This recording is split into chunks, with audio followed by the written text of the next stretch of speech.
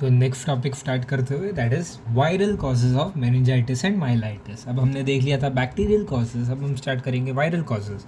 अगर मैं viral causes में एजेंट्स के नाम की बात करूँ तो फर्स्ट वाई या कहीं भी जो पूछा जाएगा वो होगा कि analyst the agents causing viral myelitis, तो उसमें मेरा आंसर होगा हर्पीस वायरस।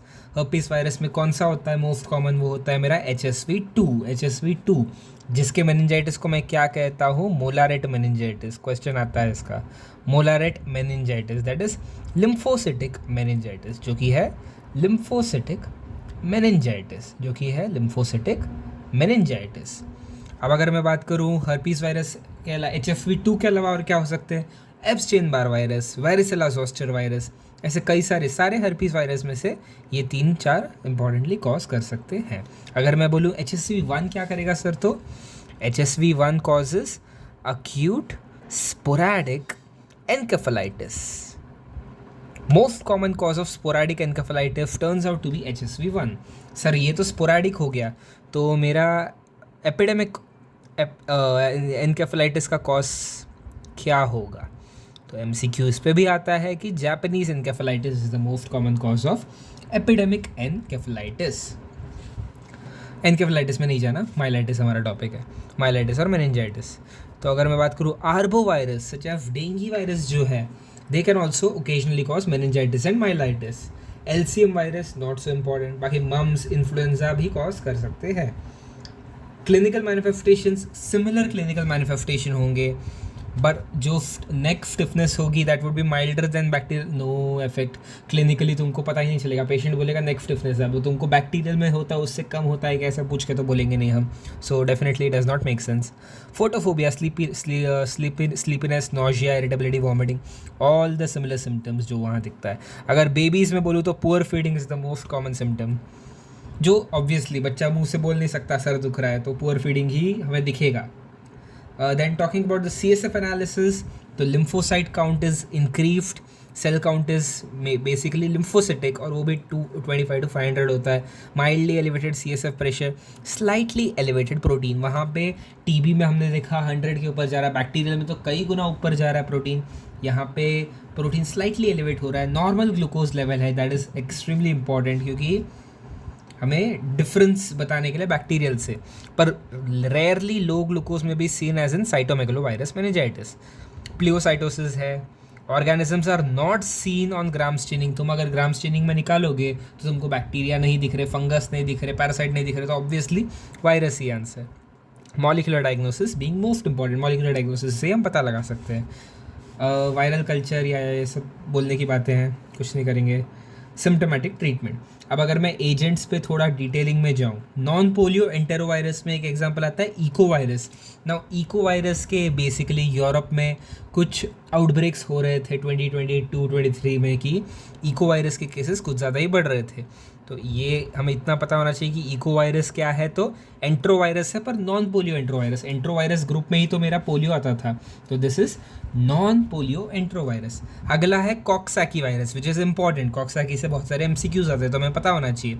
और एंट्रोवायरस 71, एंट्रोवायरस 71 अलग से क्यों बोला जा रहा है? क्योंकि याद करो एंट्रोवायरस 72 और 71 ये दोनों इंपॉर्टेंट है। एंटेरोवायरस 72 था मेरा हेप ए है मेरा एंट्रोवायरस 72, दिख रहा है 72 या? Enterovirus transmitted by faeco oral route, right. Do not cause any intestinal manifestation, तो ये इंपॉर्टेंट है कि इंटेस्टाइनल मैनिफेस्टेशन नहीं होता पर फीको ओरल रूट से ट्रांसमिशन ज़रूर होता है। तो यहाँ पे क्या क्या आते हैं, तो it includes polio, very important जो हम पढ़ेंगे। कॉक्सैकी जो एसेप्टिक मेनिंजाइटिस कॉज करता है मेरा। एसेप्टिक मेनिंजाइटिस मतलब तुमको कोई फीचर ऑफ ऑर्गेनिजम्स नहीं ऑब्टेन हो रहे, एसेप्टिक है तुम्हारा CSF का जो कल्चर है उसमें कोई ऑर्गेनिज्म नहीं दिख रहे, तो एसेप्टिक मेनिंजाइटिस।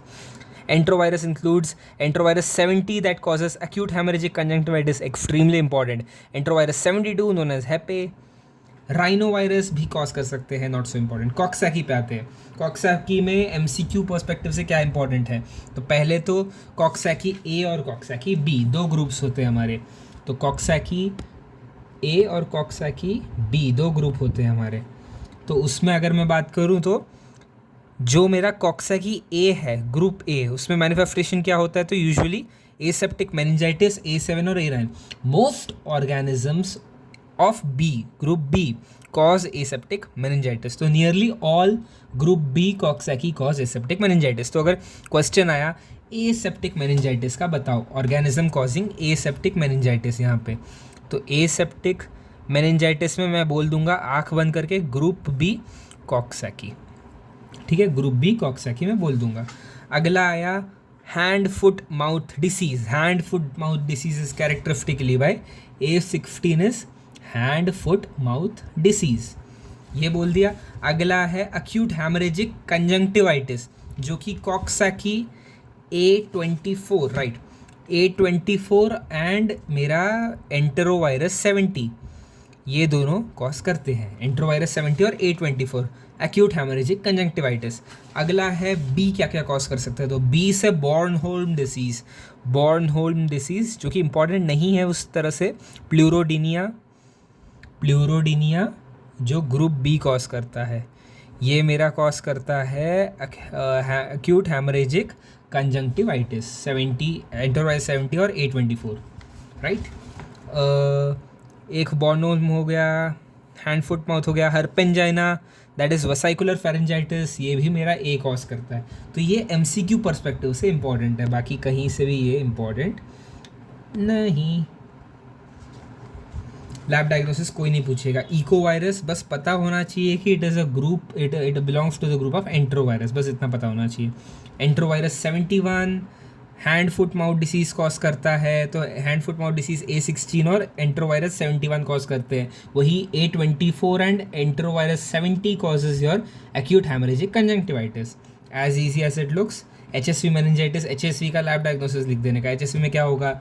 वो 3M, moulding, margination, multi nucleate. तो ये 3M दिख रहे हैं मुझे, जैंक स्मीयर पे दिख रहे हैं मुझे, जैंक सेल दिख रहे हैं मुझे, यही हो गया HSV में। तो ईजी, मोलरेट मेनिंजाइटिस बोलते हैं इसको, chronic recurrent lymphocytic meningitis, that's it. Bell's palsy दिखती है इसमें। अच्छा, बेल्स पाल्सी का ट्रीटमेंट क्या होता है? तो फर्स्ट यू स्टार्ट विद कोई भी एंटीवायरल एजेंट देने से पहले प्रेडनी, तो प्रेडनी दोगे, प्रेडनी के बाद तुम्हारा अगला स्टेप होगा एसाइक्लोविर या NICT का PYQA फॉर्मेट का।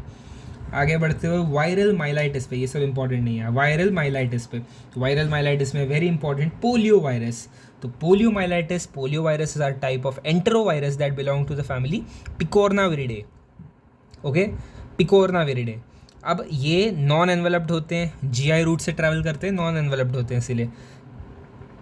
वैसे ये बोलना सही नहीं है कि GI रूट से ट्रैवल करते हैं इसलिए नॉन एनवेलप्ड है, नॉन एनवेलप्ड है और GI रूट से ट्रैवल करते हैं, बस। ठीक है, possesses SSRNA that is positive sense, not so important, बस पता होना चाहिए पॉजिटिव, बस पता होना चाहिए SSRNA इसका जेनेटिक मटीरियल है।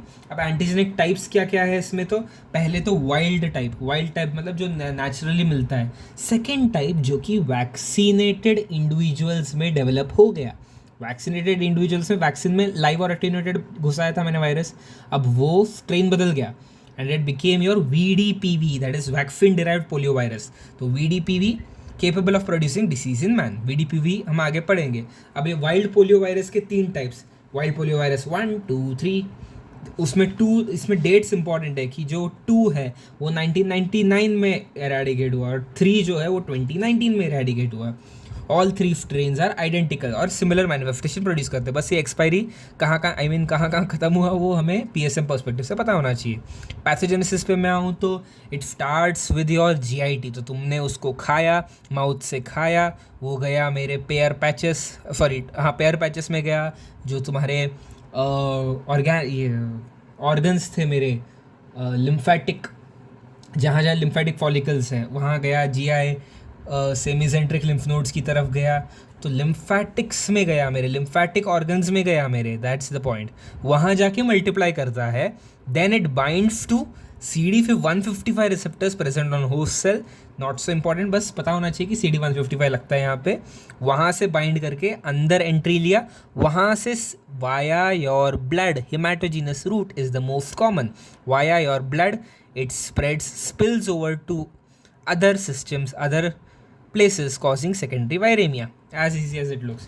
तो बॉडी में आया थ्रू माउथ बॉडी में आया, फिर वहाँ से तुम्हारे लिम्फेटिक्स में गया, लिम्फेटिक्स से वो सेल के अंदर गया, कैसे गया तो CD155 से बाइंड करके गया, वहाँ से कहाँ गया, ब्लड से, तो hematogenous route being most common. The other route that is possible is neurologic, neural spread जो है में स्प्रेड डायरेक्टली थ्रू नर्व्स, जो कि कम कॉजेज, जब कम चांसेस है एज कम्पेयर टू हिमाटोजिनस। अच्छा, Nissl body degeneration early of change जो हमें दिखती है न्यूरॉन में, ठीक है। फिर बात करते हैं क्लिनिकल मैनिफेस्टेशन, तो इंक्यूबेशन पीरियड यहाँ इंपॉर्टेंट है 7 to 14 डेज, 7 to 14 डेज। अब होता क्या है, क्लिनिकल फीचर से पहले हम देखते हैं कि ये बॉडी ही इसको कई तरीके से ख़त्म करने की कोशिश करती है। So in 93% of cases there is inapparent infection, मतलब एसिम्टोमेटिक इंडिविजुअल्स है। आगे के 5% में इन्फेक्शन होती है पर फीवर मलेज से ख़त्म हो जाती है। फीवर मलेज थ्रोट, तुम्हारा सोर थ्रोट, इसके साथ तुम ख़त्म हो जाता है, मिशन अबॉर्ट हो जाता है, मतलब मिशन रुक जाता है, तो अबॉर्टिव इन्फेक्शन। बचे कुछ 1% केसेस से भी कम केसेस में, जो 1% केसेस में जो है वहाँ पे मेनिंजाइटिस होता है, वहाँ मेनिंजाइटिस होता है, पर वहाँ पे पैरालिटिक नहीं होता, तो पैरालिटिक नहीं होता, तो नॉन पैरालिटिक पोलियोमाइलाइटिस बोलेंगे 1% केसेस में। Only in less than 1% cases do we see descending asymmetric flaccid paralysis. Flaccid paralysis हमने बोtulinum टॉक्सिन में भी देखा था। ये है डिसेंडिंग एसिमेट्रिक, मतलब एक साइड पे है दूसरे साइड पे नहीं है, asymmetric flaccid paralysis, descending asymmetric paralytic flaccid paralysis. कैसे स्टार्ट होगा, तो proximal muscles are affected earlier, तो इसलिए ट्राइपॉड पोजीशन में ये बच्चा दिख रहा है, ट्राइपॉड पोजीशन में बैठा हुआ है, ये ट्राइपॉड पोजीशन में ऐसे बैठते हैं बच्चे, हाथ ऐसे साइड पे रख के और घुटने पे बैठ के। साइड्स इन्वॉल्व तो स्पाइनल, बल्बोस्पाइनल बल्बार। बाईफेजिक कोर्स होता है, मतलब पहले एसेप्टिक मेनिंजाइटिस होता है, फिर लगता है मतलब ठीक हो रहा है बंदा, फिर अचानक से पैरालिसिस स्टार्ट हो जाता है, तो बाईफेजिक कोर्स है इसका। cranial nerves may be involved, there is no sensory loss, this is important, motor loss है यहाँ पे, paralysis है यहाँ पे, descending asymmetric flaccid paralysis है, पर यहाँ पे sensory loss नहीं। आगे इसका लैब डायग्नोसिस पे मैं आऊँ तो पहले तो सीवेज में डिटेक्शन करते हैं। सीवेज में कैसे डिटेक्शन करते हैं हम इसका, सीवेज में कैसे डिटेक्शन करते हैं इसका, स्वाब लेते हैं सीवेज से, रूटीन पोलियो इरेडिकेशन प्रोग्राम में हम PSM में लेते हैं, ये बताना होना चाहिए। अगला throat swab 3 weeks of illness के अंदर, और रेक्टल स्वैब 12 वीक के अंदर लेते हैं। ये इंडिविजुअल के लिए मैं बात कर रहा हूँ, स्पेसिमेन कलेक्शन। आगे डायग्नोसिस कैसे करेंगे, तो सेल लाइन पे ग्रोथ करने पर there is characteristic cytopathogenic effect, that is picorna, that is सिकुड़ना। तो देर इज सिकुड़ना मतलब सेल्स क्रीनेट हो रहे हैं, सेल्स डीजेनरेट हो रहे हैं, तो ये इसका साइटोपैथोजेनिक इफेक्ट है, कैरेक्टरिस्टिक। आगे अगर मैं बोलना चाहूँ तो recommended neutralisation test of antibody हम चेक करते हैं वाया न्यूट्रलाइजेशन टेस्ट। और अगर तुमको गोल्ड स्टैंडर्ड पूछना है तो इसका RT-PCR करके निकाल सकते हो, ईजी। फिर आते हैं हम वैक्सीन्स पे जो पोलियो में देते हैं, जो कि पता होनी चाहिए। 2 पोलियो वैक्सीन है, सैबिन और साक इज़ इंजेक्टेबल, इसमें L आ रहा है तो ये LI जैसा लगता है, तो इंजेक्टेबल साक है ना, इंजेक्टेबल साक। और ओरल में हमारा सैबिन, तो इंजेक्टेबल पोलियो वैक्सीन में आता है। पहले तो तीनों सीरोटाइप्स के लिए कंबाइन देते हैं, 1, 2, 3 फुल डोज या फ्रैक्शनल डोज अवेलेबल है। OPV is available of trivalent, bivalent, 1, 2, 3 that is trivalent, 1, 3 that is bivalent, 1 सिर्फ 2 सिर्फ 3 ये है मेरा monovalent, easy. 5 doses, 2 drops of bivalent OPV is included हमारे नेशनल इम्यूनाइजेशन प्रोग्राम में। क्या देते हैं, 2 ड्रॉप बूंद, 2 बूंद जिंदगी के ओरली। कितना देते हैं, 1, 2, 3 एट 6th, 10th, 14th, फिर booster at 16 to 24 months, easy. और 6th और 14th वीक पे हम IPV भी देते हैं, इंजेक्टेबल पोलियो वैक्सीन भी देते हैं, इंट्राडर्मली देते हैं। रिलेटिवली सेफर है, इसमें रिलेटिवली एक्सपेंसिव है, पर इसमें म्यूकोजल इम्यूनिटी नहीं प्रोवाइड होती, इसमें हर्ड इम्यूनिटी नहीं स्टिमुलेट होती, इसमें लोकल इम्यूनिटी या म्यूकोजल इम्यूनिटी नहीं होती। एपिडेमिक्स में पैरालिसिस प्रेसिपिटेट कर सकता है इंजेक्टेबल वाला, ड्यूरेशन इज शॉर्ट, ठीक है ना। ये कैन प्रिवेंट ओनली पैरालिसिस, पर ये GI इन्फेक्शन भी प्रिवेंट कर सकता है, paralysis and intestinal reinfection भी प्रिवेंट कर सकता है। Strongly stimulated IgE antibody in that is local immunity बहुत स्ट्रांगली स्टिमुलेट होती है, किसमें, ओरल में। ओरल इकोनॉमिक है, लॉन्ग लास्टिंग है, पर ओरल जो है उसमें increased chances of vaccine derived polio virus हो सकता है, तो more chance of vaccine derived polio virus. वही एक एपिडेमिक में there is increased risk of paralysis in IPv, ये भी यहाँ लिखा हुआ है, can precipitate paralysis. That's it. आगे बढ़ते हुए तो हमने देख लिया कि IPv is much safer than OPV, पर हम देते ओपीवी है क्योंकि वो इकोनॉमिकल है, टेक्निकली देखा जाए तो और कोई रीज़न नहीं। It does not cause vaccine associated paralytic polio, that is VAPP. तो हमें ये पढ़ना है अभी, वीएपीपी और VDP. VAPP is vaccine associated paralytic polio, जो कि होता है following OPV administration. Last case type 3 की वजह से दिखा था इन 2013। अब ये ओपीवी लाइक आइसोलेट्स होते हैं, occur among OPV recipients as well as those close to their contacts, not capable of circulating in community. तो हमें पता क्या होना चाहिए, they are not capable of circulating in community, do not cause outbreaks. पर यही अगर मैं बोलूँ, और ये किसकी वजह से होता है, सैबिन टाइप 3 की वजह से होता है ये।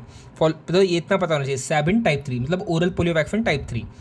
और वीडीपीवी जो है, वीडीपीवी में मुझे ये इंपॉर्टेंट है कि occurrence is more common as it can spread in community। तो what is the difference between VAPP and VDPV? तो VAPP does not spread in community, जो पैरालिटिक पोलियोमाइलाइटिस है, पर वैक्सीन डिराइव्ड पोलियो वायरस का जो strain है वो circulate होता है, circulating VDPV most common types. तो ये सर्कुलेट होता है कम्युनिटी में, तो आउटब्रेक्स कॉज कर सकता है। CDPV outbreaks have occurred in several countries, है ना।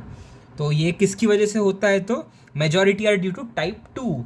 यहाँ पे क्या था, टाइप 3, ये भी ओपीवी है, तो सैबिन टाइप 2 ही है ये सैबिन टाइप 2 की वजह से हो रहा है। और ये वीएपीपी मेरा सैबिन टाइप 3 की वजह से हो रहा है, सैबिन टाइप 3 की वजह से हो रहा है। तो इतना पता होना चाहिए बस, और कुछ नहीं है। पल्स पोलियो इम्यूनाइजेशन प्रोग्राम क्या है, तो प्रोग्राम पता होना चाहिए हमें, है ना। प्रोग्राम वो पीएसएम का पर्सपेक्टिव है, आइसबर्ग फिनोमिनन शो करता है, ये है वो है। गोल ऑफ पोलियो, ये हर वाइवा में पूछने का रिस्क है ये, कि पोलियो एंड गेम स्ट्रैटेजी अब क्या है जो ग्लोबली इनिशिएट हुआ, पर इंडिया कैसे इसको फॉलो करेगा। तो पहले गोल 1 इरेडिकेशन,